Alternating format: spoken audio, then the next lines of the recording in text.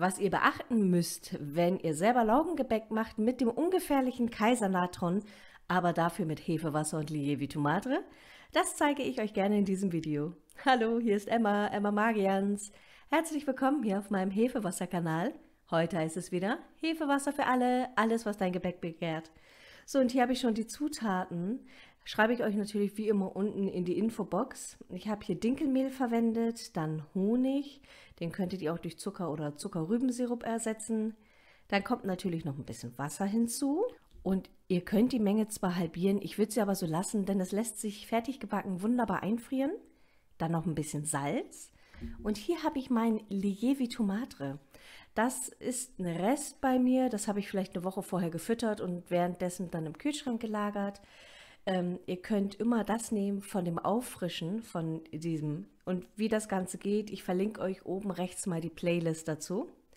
Dann habe ich hier das wunderbare Hefewasser. Dieses Oregano Knoblauch, das habe ich auch hergestellt und wie das funktioniert, oben rechts unter dem i.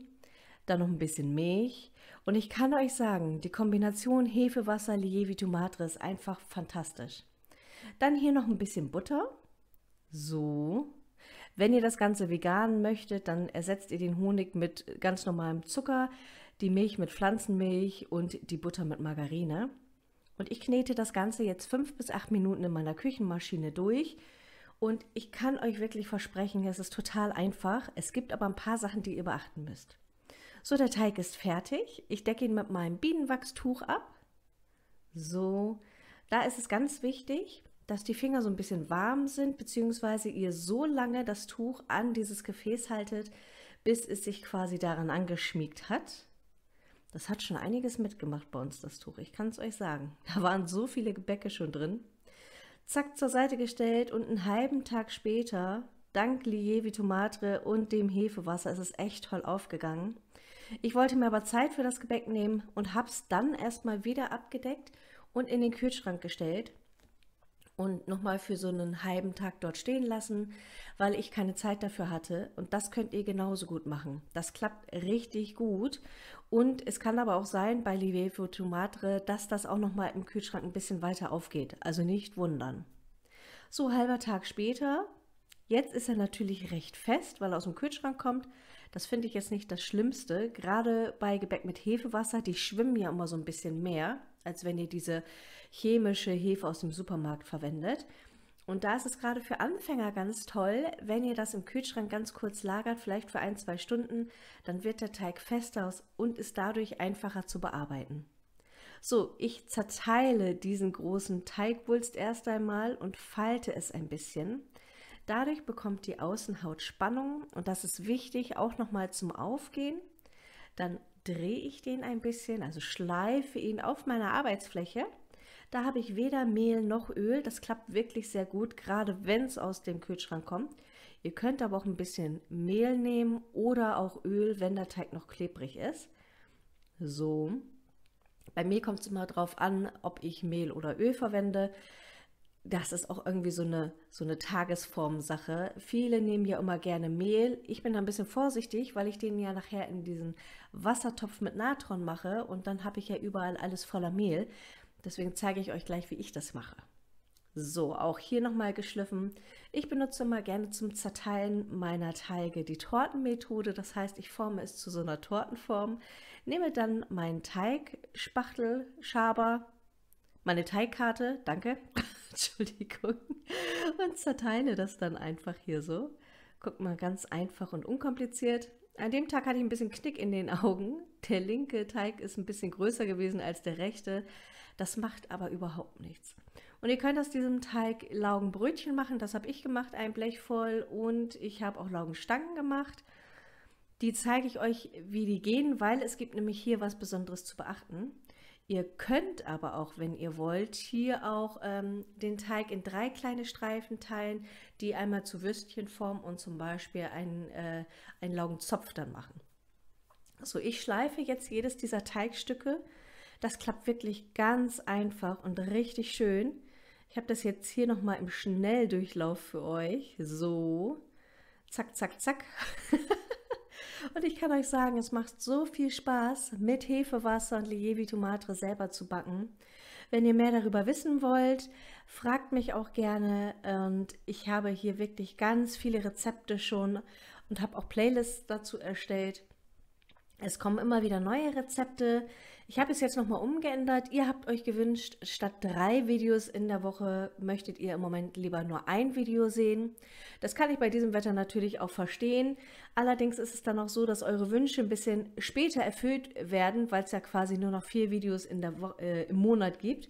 Also da bitte nicht ungeduldig sein. Ich gebe wirklich mein Bestes, aber ich möchte auch euren Wünschen nachkommen und deswegen nur noch ein Video.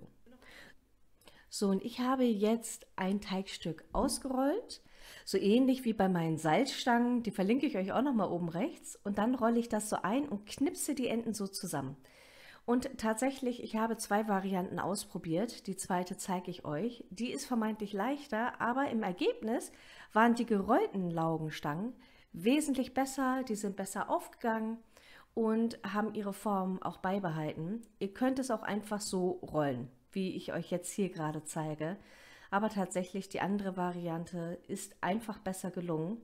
Das liegt einfach daran, dass ihr die Teigrollen zusammenformt, sich da auch nochmal Luft bildet, mehr Spannung und dadurch geht das einfach nochmal besser auf. Laienhaft erklärt. So, hier auch nochmal aufgerollt, zack, zack, zack. Das muss jetzt keine große Kunst sein. Ein bisschen die Enden zusammenknipsen. Dann könnt ihr das nochmal auf die gewünschte Länge und Breite ausrollen. So, ich habe schon ein Backblech mit Backpapier an der Seite stehen und da geht das Ganze jetzt mit ein bisschen Abstand raus. Den restlichen Teig verarbeite ich genauso, habe da nochmal mein Nudelholz eingeölt, die Finger noch ein bisschen und dann hat das gut geklappt. Und währenddessen lasse ich schon Wasser kochen. 1 Liter für 50 Gramm Natron. Ich habe hier dieses Kaisernatron. Wenn ihr das häufiger benutzt, kann ich euch wirklich empfehlen, das in so einem Großpack zu kaufen. Da gibt es wirklich 5 Kilo Eimer. Die sind viel günstiger, als wenn ihr diese kleinen Tütchen immer in der Drogerie holt. Ich verlinke euch da mal unten auch noch mal eben was. Und bitte das Wasser kochen lassen, runterstellen und erst dann vorsichtig das Kaisernatron hinzugeben, denn das geht noch mal sehr hoch. Seid da bitte vorsichtig, nicht, dass ihr euch da verbrüht oder die ganze Küche unter Wassernatron setzt. Das muss ja nicht sein. So, und ich hatte hier mehr als 1 Liter, deswegen habe ich hier noch so ein angefangenes Tütchen mit dazugegeben. Resteverwertung par excellence, möchte ich sagen. So, und an der Seite könnt ihr schon sehen, ich habe meine Laugenbrötchen und die Laugenstangen schon parat gelegt. So, und habe das Backpapier ein bisschen zerschnitten und lasst es dann so reingleiten.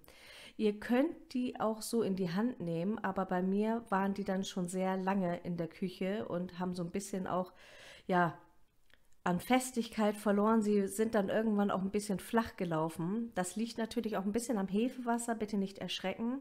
Sie gehen im Backofen natürlich nochmal auf, gerade wenn ihr es nicht filmt und das alles ein bisschen schneller machen könnt als ich. Dadurch, dass ich die Sachen filme, verliere ich immer noch mal ein bisschen Zeit.